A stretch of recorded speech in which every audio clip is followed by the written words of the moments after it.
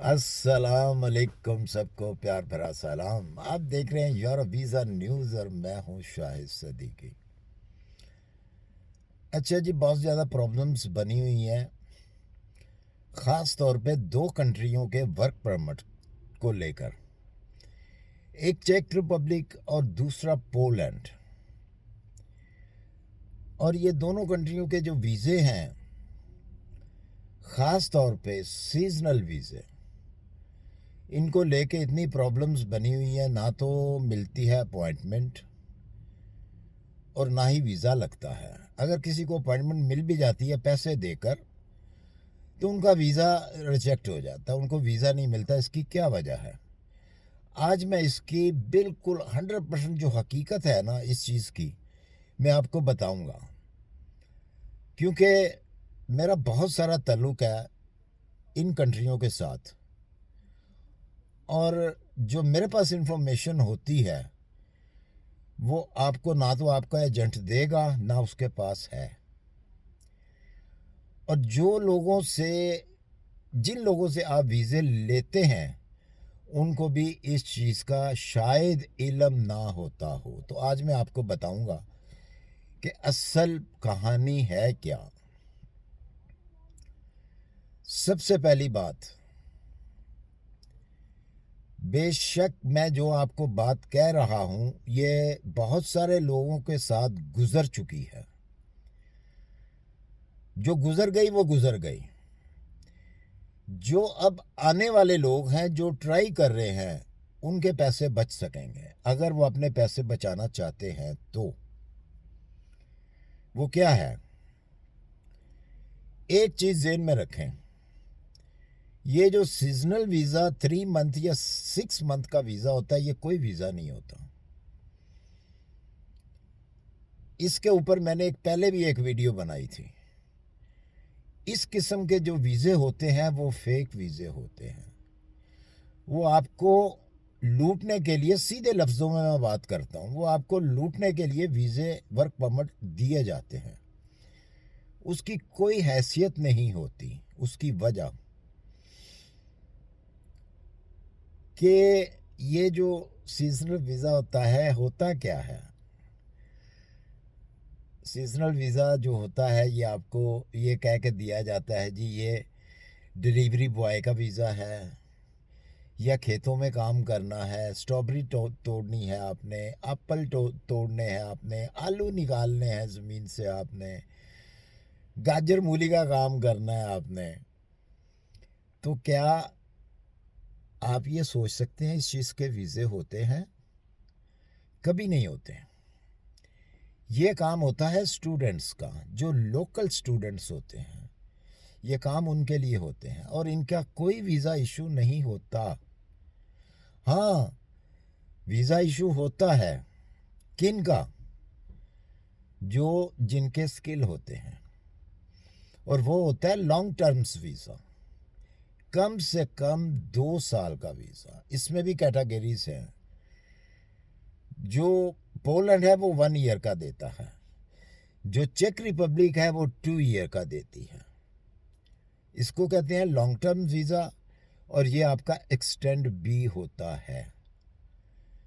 अगर तो आपको आपका एजेंट ये वाला वीज़ा देता है तो आपको एम्बेसी से अपॉइंटमेंट भी ऑटोमेटिक ही मिलेगी। क्यों? कि ये जो वीज़े होते हैं ये एमिग्रेशन से मंजूर किए जाते हैं, और एमिग्रेशन जो है इनकी एक लिस्ट बनाती है जिन जिन कंट्रियों से लोगों को मंगवाना होता है। उन कंट्रियों में जो उनकी एम्बेसीज हैं उनको वो लिस्ट चली जाती है, और उस लिस्ट के अंदर आपका नाम, आपकी डेट ऑफ बर्थ, आपका एड्रेस, आपका कॉन्टैक्ट नंबर, आपका पासपोर्ट नंबर दर्ज होता है। तो जो सीजनल आप वीज़ा लेते हैं, मतलब वर्क परमिट लेते हैं, उसकी कोई हैसियत नहीं। वो तो आपको दे देते हैं, पैसे लेते हैं आपको दे देते हैं, उसका कोई रिकॉर्ड ही नहीं है एमिग्रेशन के अंदर। अगर तो उसका एमिग्रेशन के अंदर रिकॉर्ड है तो फिर आपकी कंट्री में उनकी एम्बेसी है, उसमें लाजमी जो है उसका रिकॉर्ड होता है और वो आपको एक्सेप्ट करते हैं। वो एक अलग बात है कि आपकी किसी गलती की वजह से आपकी फ़ाइल गलत है तो उससे आपको रिजेक्ट किया जाता है, क्योंकि आपका देखिए इन कामों का स्किल तो है ही नहीं। नंबर वन जो बात है, सबसे पहली बात ये ज़हन में रखनी है आपने, इसके ऊपर पैसा ज़ाया ना करें। पैसा लगाना है तो आप लगाएं लॉन्ग टर्म वीज़े के ऊपर, किसी स्किल वीज़े के ऊपर। और कौन कौन से हैं वो वीज़े, ये भी मैं आपको बता देता हूँ। सबसे ज़्यादा कंस्ट्रक्शन वीज़े होते हैं, सबसे ज़्यादा इन 2 कंट्रियों के अंदर। अगर आपको कोई कहता है डिलीवरी बॉय का वीज़ा है तो सब झूठ है। वो कोई वीज़ा नहीं होता, वो कोई एग्रीमेंट नहीं होता, वो कोई वर्क परमिट नहीं होता। हाँ, अगर तो आप किसी खाने बनाने के, जैसा कि चाइनीज़ खाने हैं, चाइनीज़ खानों के माहिर हैं आप, तो आपका वीज़ा बनता है, आपके पास एक स्किल है। इसी तरह आपके पास आप टेक्निकल हैंड हैं, आपके पास डिप्लोमा है, तो वो आपका वीज़ा बनता है और आपको वीज़ा वो मिलता है। वेयर हाउस का कोई वीज़ा नहीं होता, ये मैं आपको बता दूं।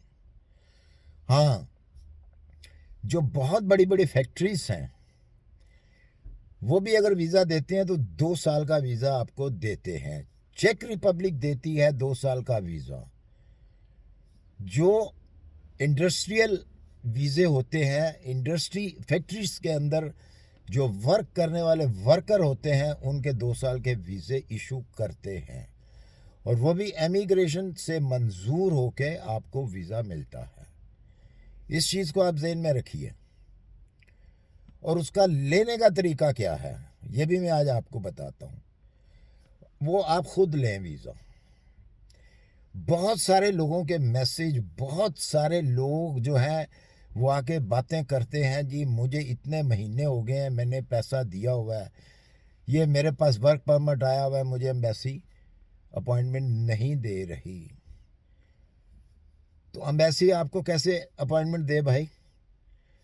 पाकिस्तान के अंदर, इस्लामाबाद के अंदर जो चेक रिपब्लिक की एम्बेसी है, आप वहाँ पे कॉल भी करेंगे तो वो आपको पता क्या जवाब देते हैं कि हम वर्कर को डील नहीं करते, हम वर्क परमिट को डील नहीं करते। क्यों नहीं करते?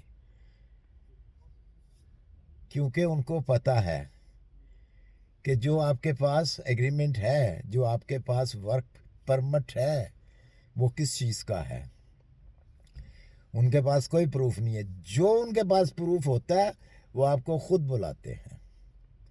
ये बात छोटी सी चीज़ आपने जहन में रखनी है, और अगर तो आप जहन में रख लेंगे तो आपके पैसे बच जाएंगे। और इस किस्म का वीज़ा तलाश करें आप, जो 2 साल का visa, long term visa, work visa, ये आप तलाश करें तो आप कामयाब हो जाएंगे। बिल्कुल मत भागें, ये सीजनल वीज़ा सब झूठ है, सब आपके पैसे की तबाही है। मेरी तरफ से की है, बहुत लोगों ने की है, और मेरी तरफ से और भी कर लें बेशक, कोई हासिल वसूल होने वाली चीज़ नहीं है। सॉरी। इसी के साथ मुझे दीजिए इजाज़त, सर्दी काफ़ी है। मैंने जाना था चेक रिपब्लिक, लेकिन ये कुछ सर्दी की वजह से, तबीयत की वजह से मैं नहीं जा पाया। मैंने इसी काम के लिए चेक रिपब्लिक जाना था, लेकिन जैसे ही मेरी कोई तबीयत बेहतर होती है, मौसम बेहतर होता है, तो मैं ज़रूर जाऊंगा। मैं आपको सर्वे कराऊंगा चेक रिपब्लिक का, पोलैंड का, जो भी कंट्रीज़ हैं आजकल जो आई हुई हैं बिल्कुल प्लेटफॉर्म के ऊपर, मैं आपको विज़िट कराऊंगा और मिलाऊंगा वहाँ पे जाके लोगों से मैं। इसी के साथ इजाज़त दीजिए। अगर मेरी वीडियो अच्छी लगी हो, इसको लाइक और सब्सक्राइब कर दीजिए। बहुत शुक्रिया। अल्लाह हाफिज़।